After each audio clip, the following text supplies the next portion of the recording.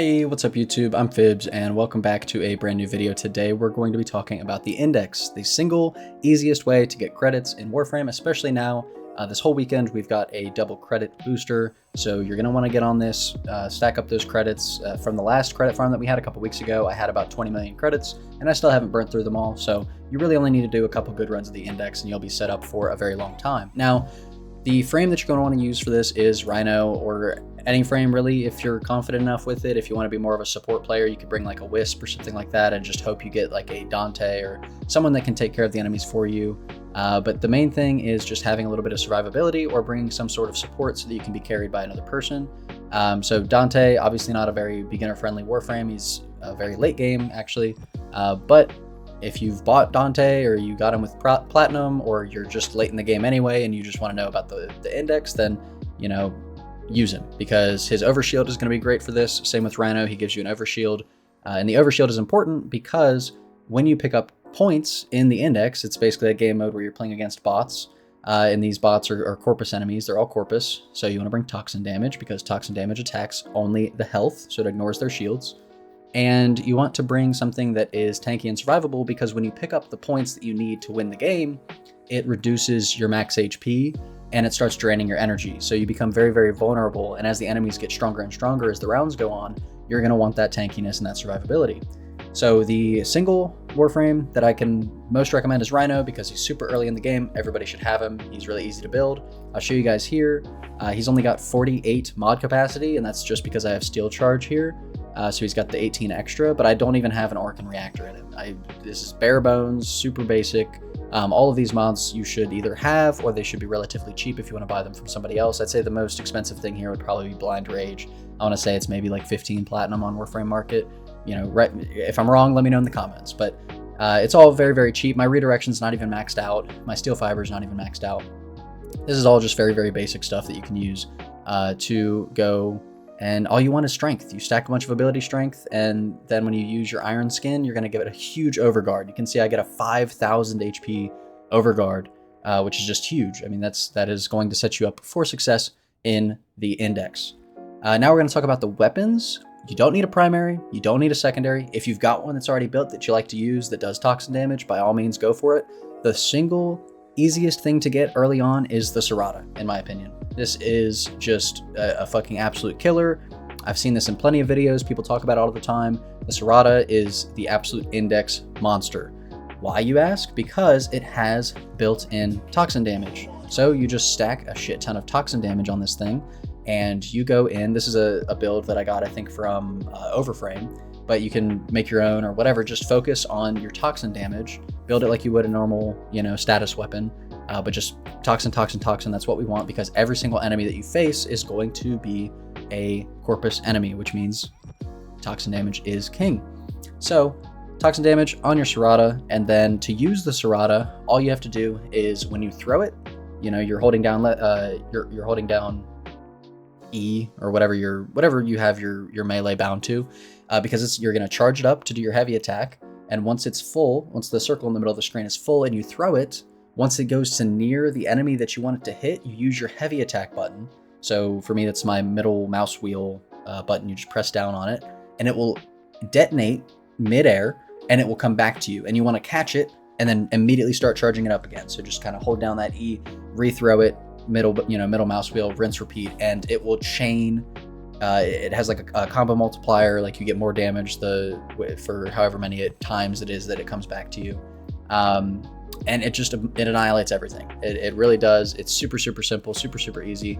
Now you might be asking, Fibs, how do you get the Serrata? All you need is a clan dojo. You need to be a part of a clan. Just anyone that you can find in Discord or from, you know, the Warframe Discord or the in-game chat. There's a recruiting chat. You can find a clan there. Just find a clan, join them. There's no reason not to. There's really no downside. And I believe it is in the bio lab, if I remember right. Let's take a look. Here it is, the Serrata. So you do need a Mastery 7, but Mastery 7 is really relatively simple to get. I actually, on this account, went from Mastery 1 to 14, and I was getting 1 Mastery rank per day. So if you really focus on Mastery grind, which you don't really have to, but if you wanted to, you can totally do that. And Mastery 7 you can get very easily in 1 week. So if you've been playing the game for a little while, then by all means, please go get the Serrata. It's super, super simple. All you do right now is you get your blueprint, you take it back to your orbiter, and you build it. And it's nice and simple. It's a great weapon, especially for the index. This is my index monster, and I absolutely love it. So it's a very, very nice weapon, and it's gonna make you a lot of credits.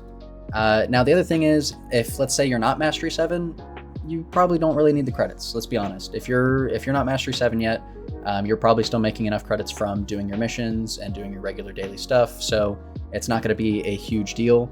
But then the other thing is, in order to even access the index, you need to have Neptune unlocked in your star chart. You need to be at Neptune.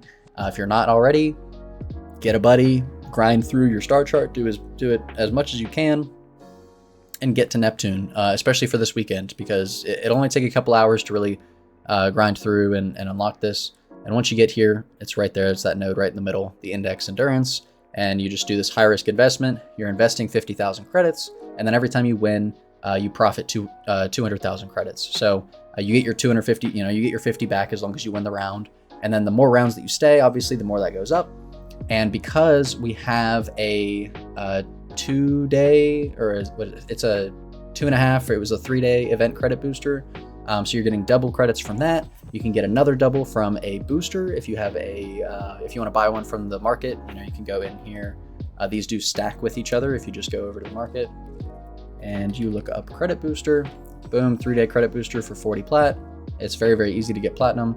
If you don't know how, maybe I can make another video on that.